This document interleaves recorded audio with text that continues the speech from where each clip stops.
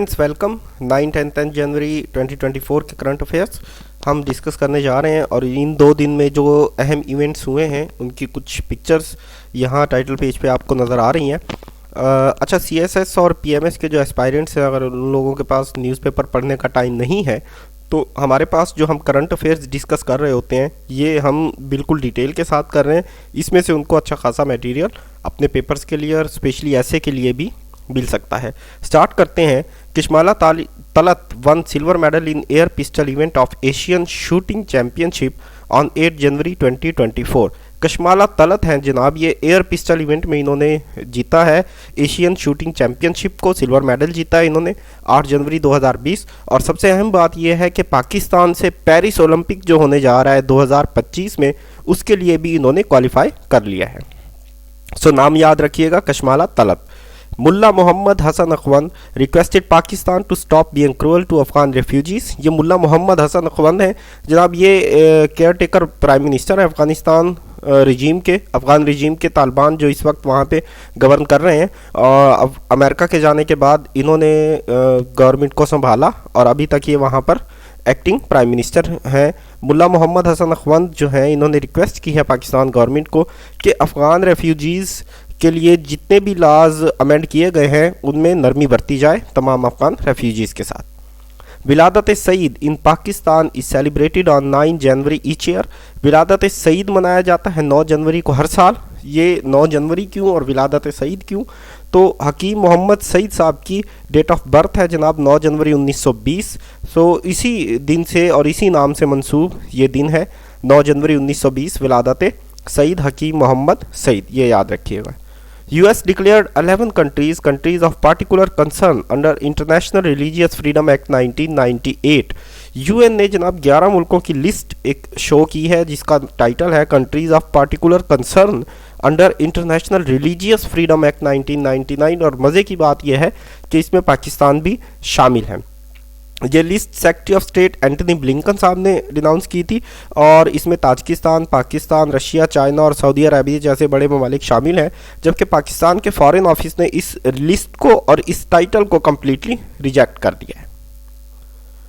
Caretaker CM Balochistan declare 18 districts as sensitive in general election 2024 के जो general elections Pakistan में होने जा रहे हैं, याद रखिएगा 8 फरवरी को। तो इसमें सीएम बलूचिस्तान साहब ने 18 ज़िलों को सेंसिटिव करार दिया है। याद रखें बलूचिस्तान के टोटल 35 डिस्ट्रिक्ट हैं और सीएम मीर अली मर्दान डोमकी साहब ने 35 में से 18 को सेंसिटिव करार दिया है।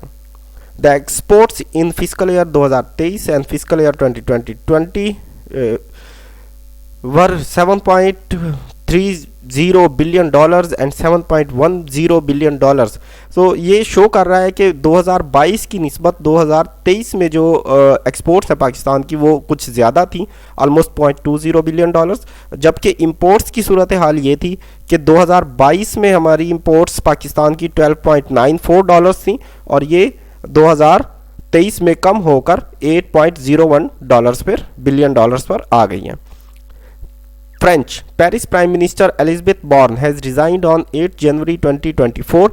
ये फ्रांस जनाब, ये ब्रैकेट में देख लें, कैपिटल नज़र आ रहा होगा आपको, फ्रांस का जो कैपिटल है पेरिस। फ्रांस के जो प्राइम मिनिस्टर थी एलिजाबेथ बॉर्न, उन्होंने 8 जनवरी 2024 को रिज़ाइन कर दिया और फ्रांस के ही जो प्रेसिडेंट है एमेनुअल मैक्रोन, वो सेकंड मैंडेट जिनके पास था उनको ये चार्ज देने का प्लान कर रहे हैं।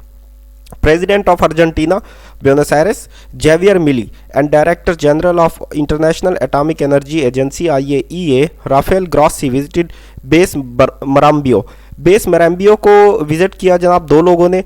ये 8 जनवरी 2024 को विज़िट किया था। जेवियर मिली हैं अर्जेंटीना के प्रेसिडेंट और IAEA के जो डायरेक्टर हैं राफेल ग्रॉसी, इन दोनों ने मिल के विज़िट किया है। अच्छा, इसका मकसद क्या है और ये बेस है कहाँ पे? तो बेस मराम्बियो जो है ये वाइट कॉन्टिनेंट जिसको कहा जाता है अंटार्कटिका, ये वहाँ पर मौजूद है।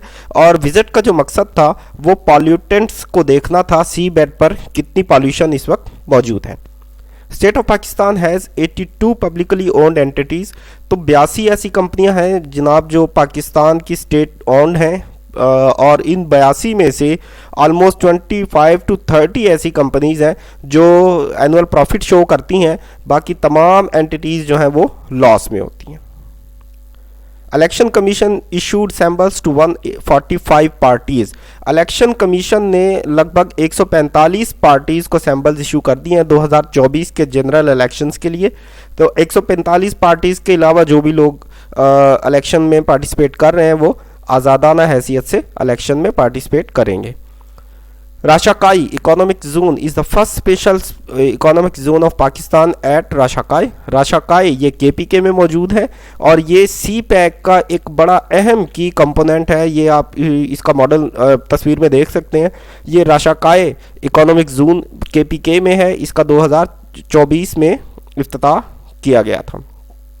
General elections in Taiwan, Taipei City will be held on 13 January 2024। Taiwan में जिसका कैपिटल है ताइपी सिटी 13 जनवरी 2024 को जनरल इलेक्शंस होने जा रहे हैं। याद रखें रजिस्टर्ड वोटर जो ताइवान में इस वक्त मौजूद हैं वो 1,95,48,531 हैं। Europe's longest serving monarch Denmark's queen is going to pass the baton on 14 जनवरी 2024। डेनमार्क की जो क्वीन है जनाब ये 14 जनवरी 2024 को किंगशिप हैंड ओवर करने जा रही हैं और ये हैंड ओवर जिनको करने जा रही हैं वो इनका अपना ही बेटा है फ्रेडरिक जो कनाडा का नया बादशाह बनने जा रहा है 14 जनवरी 2024 को। Peoples democratic party has won the general elections in Bhutan Thimphu. Bhutan जिसका कैपिटल है थिम्पो, इसमें जो जनरल इलेक्शंस हुए थे वो पीपल्स डेमोक्रेटिक पार्टी ने जीत लिए हैं और जो पिछली हुकूमत थी वो भी पीपल्स डेमोक्रेटिक पार्टी की ही थी और इनके जो प्राइम मिनिस्टर थे शेरिंग तोब्गे, ये अब इन्होंने जो है अपना इलेक्शन फिर से जीत लिया है with 2/3 majority. Students, thank you very much.